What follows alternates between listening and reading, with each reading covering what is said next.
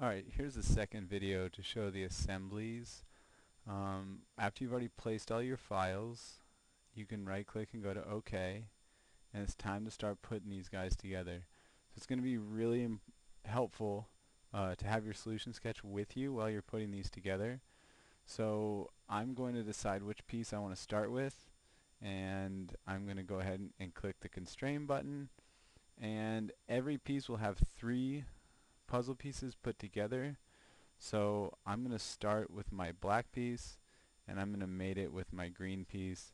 And how I'm going to do that, there's so many different ways you can do it. I'm just going to show you one way. You guys can figure out your own way through this. So we have 2 types that we're going to use now. We have mate, and then we have flush. So I'm going to start with a mate.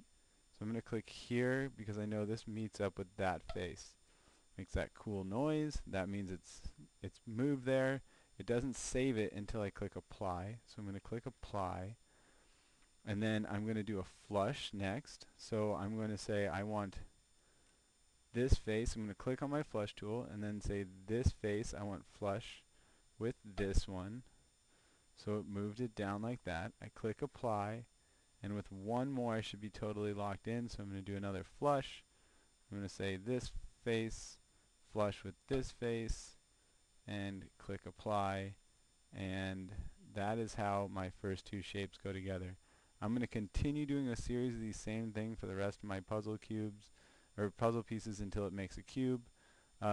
Just so you guys know, if you mess up and you want to undo it, if you click on these down arrows, it shows the mates and flushes that you did, and you can erase these if you need to start over again. So that's how you go ahead and assemble this. Once you're assembled, save it, make sure it saves in your project file, and you're ready for the next step.